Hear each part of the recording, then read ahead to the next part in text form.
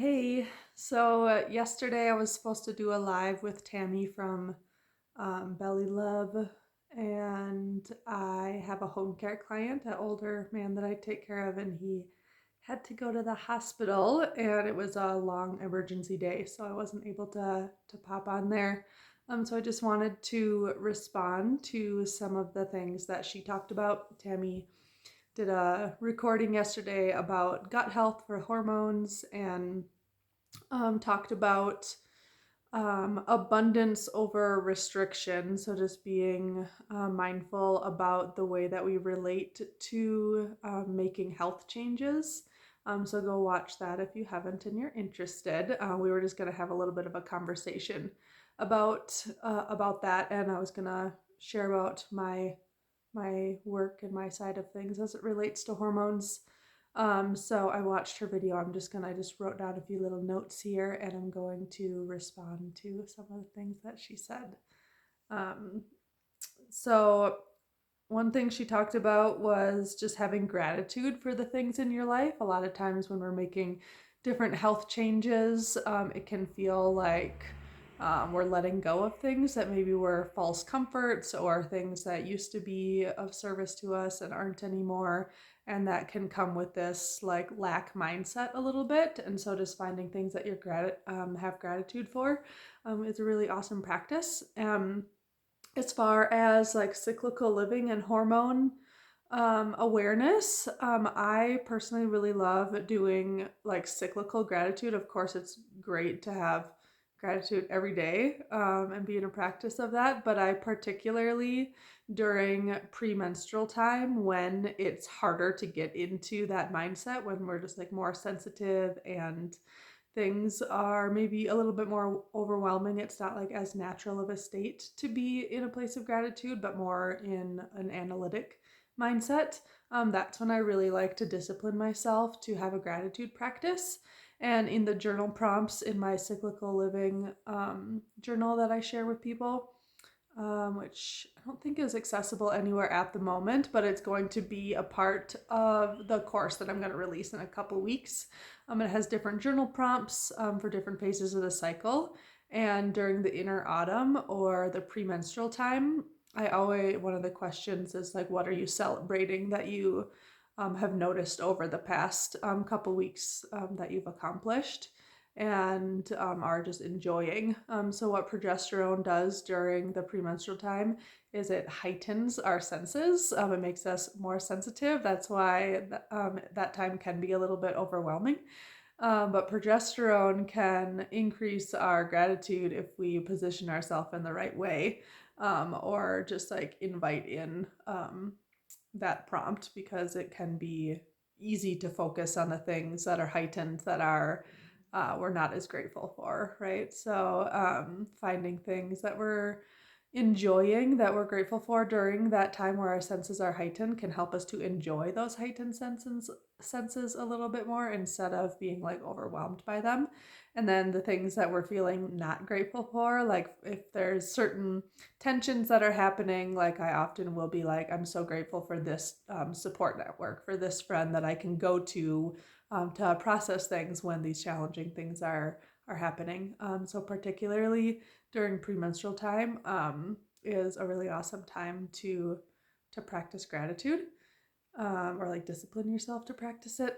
So that's one thing I thought of when she was talking about gratitude, and along with that, like she was talking about positive self-talk. And this is so huge about one of the biggest things I love about cycle awareness is if we're not aware of where we're at the cycle, sometimes our narrative of our personal experience can just be like, why couldn't I do this week? I was doing fine with it last week, or just like having awareness of how our hormones are affecting us can greatly impact our self-talk. She talked a little bit about body image and like our bodies look a little bit different during different phases of the cycle. When we're in that earlier phase of the cycle around ovulation, like our skin's glowing more. We have hormones in our system that makes our skin more clear, that makes our cheeks a little bit more red.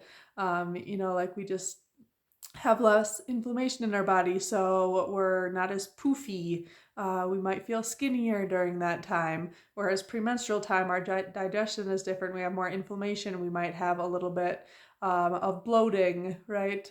We might get hormonal acne during that time. So, like that, having awareness of where you're at in your cycle can really change the dialogue of the way that we have our body image. And one thing that I love and have like practiced changing around different parts of my cycle is wearing different clothing. Like when I'm in premenstrual and maybe a little bit more bloated, I wear more flowy, comfortable clothes.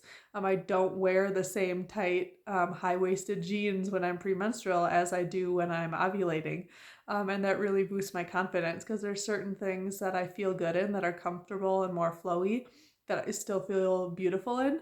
That I, and things during ovulation that I wouldn't feel that way during that time. So, just having like different outfits that you wear for different phases of the cycle, or just like your emotional experience being like, oh, this is why this is happening to me, instead of being like, why are you doing this, or you should do this differently, or just having like the awareness of why those things are happening because of your hormonal cyclical nature can have a huge impact on the way that we talk to ourselves and how we relate to how we're experiencing things, because it gives a biological explanation of why we might experience things different, and that changes our expectation of how we're supposed to be operating. And that's just okay, that there are certain weeks that we're not, our brains, our biology isn't producing the chemicals to create as much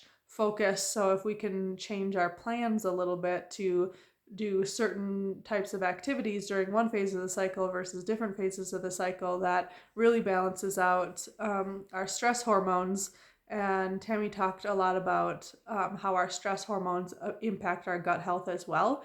And when our cortisol levels are flooded and we have lots of stress in our system, it affects our gut health. And so when we are changing that inner dialogue about what types of things we're supposed to be producing, or are making some little lifestyle shifts and planning things accordingly to how our hormones are supporting us, that balances out our stress levels and that balances out our gut health, um, which is just so cool. um, Okay, she talked a little bit about the importance of minerals and getting a lot of minerals into our diet. And I think this is extremely important for menstruating bodies. We're obviously losing a lot of minerals when we're bleeding. There's a lot of minerals in our blood. And so to replenish those is extra important if we're menstruating, especially during menstruation, but really just all the time. So she talked a lot about like leafy greens, dark chocolate, flax seeds, almonds. Those are all really high in magnesium. All the herbs that are in my daily hormone support tincture and the chasteberry chai are super mineral rich herbs. So that's one of the reasons why those ingredients are in those products and why it's so important to be consuming them on a daily basis.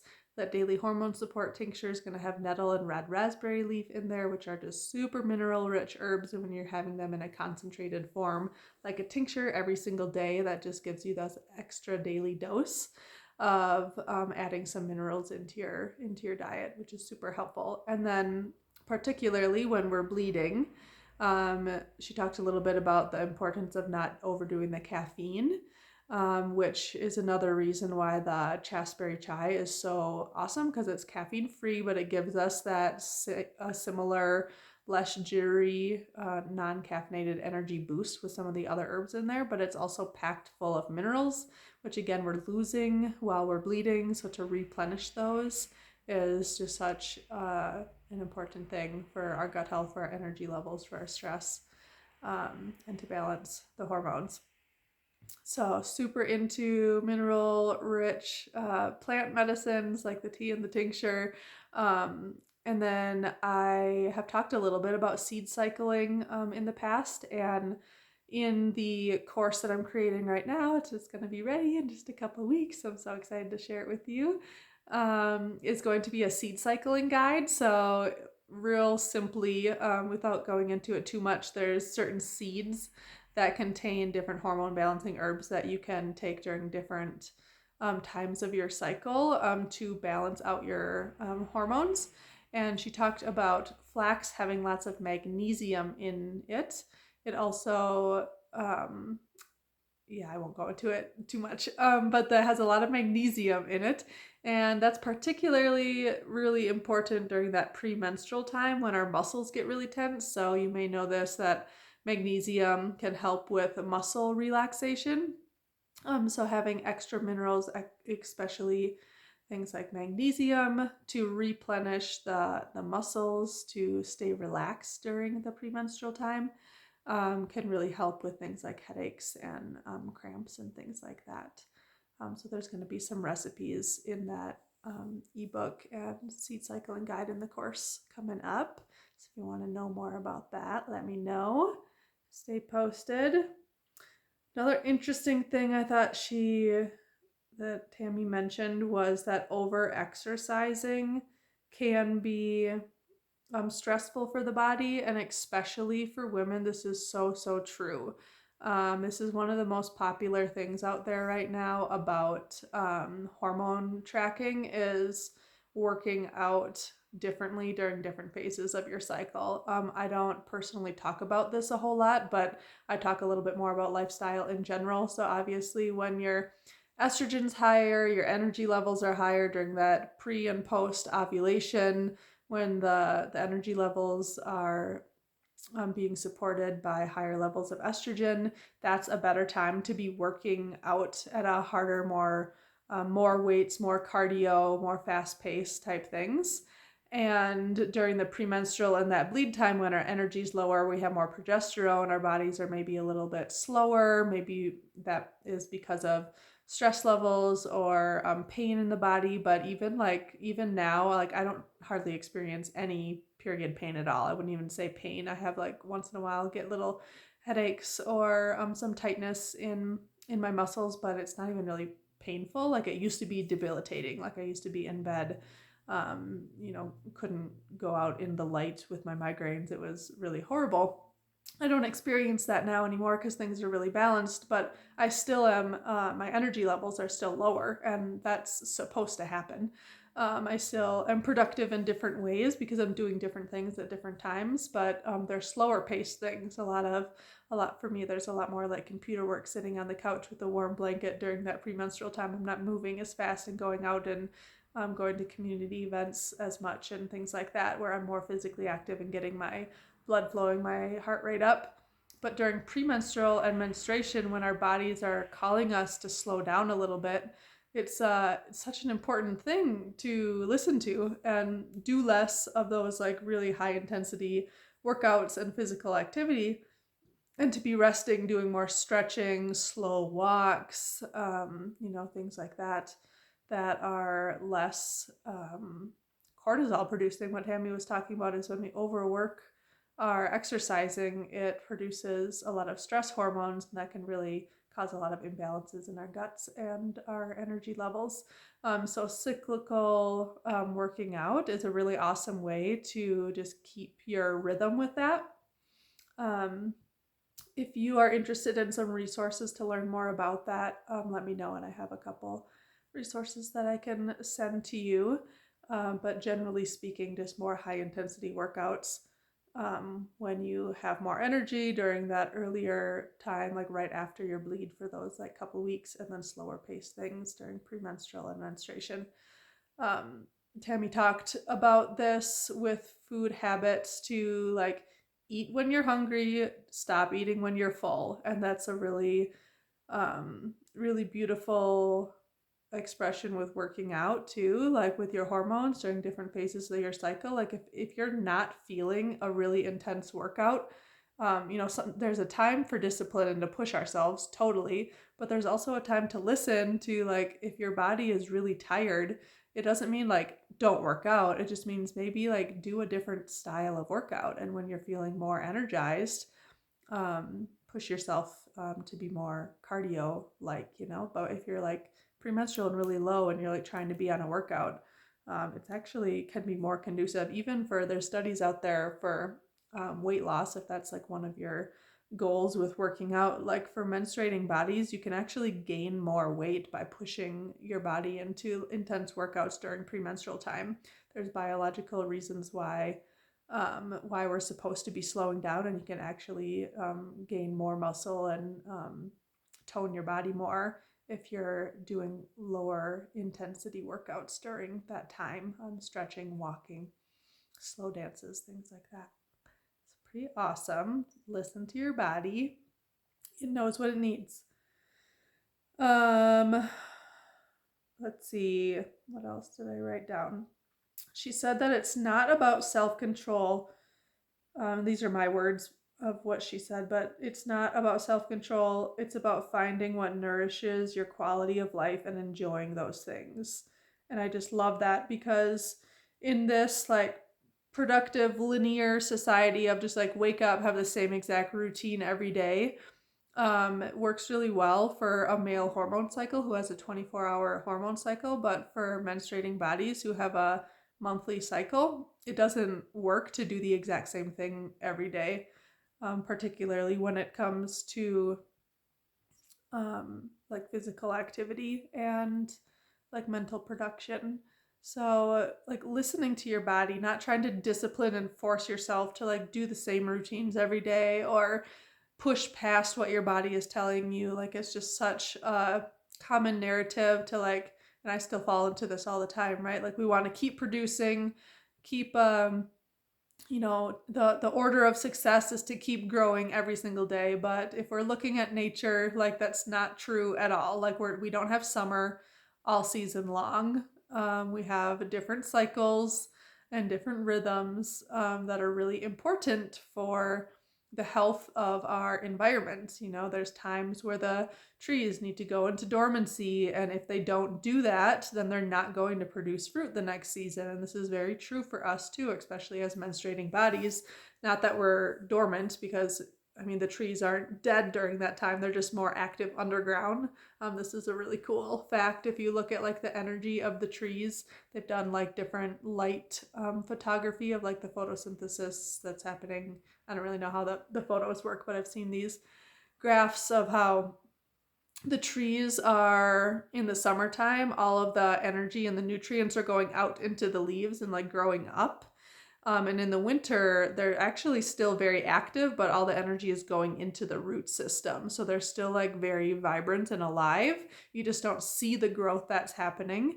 And it's nourishing things from the inside. And this is very true for us as menstruating bodies in our inner fall and winter as well, just like in nature, that there's going to be maybe less production and energy on the outside, but there's still a lot going on the inner world, and we're still growing. It's just not on this external linear model.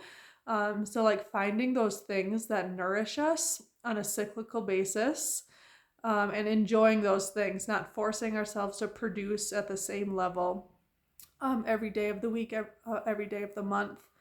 But allowing and valuing those times of nourishment that might be more quiet and internal is super beneficial. And I love what Tammy was saying about, just not like disciplining ourselves and having that idea of restriction. You can't do this, you can't rest, you have to produce. And looking at it at those times of more quiet, not as like, oh, I can't do this right now, I'm too tired, I'm premenstrual, I have to stay home and rest, but as like, oh, I get to do things a little bit more slowly during this time. I get to put softer music on. I get to enjoy the soft sweater. Like there are certain sweaters that I wear that I absolutely love during different phases of my cycle, because this one is one of the softest ones.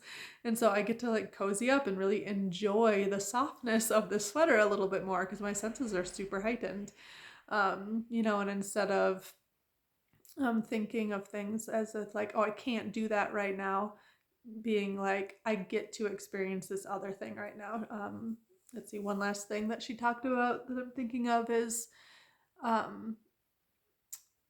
Tammy was talking about like our life when we start making lifestyle changes, if people are used to certain um like us making certain decisions, then the um see, this is my period brain right now. I'm about to get my cycle any moment, and I space out a little bit more.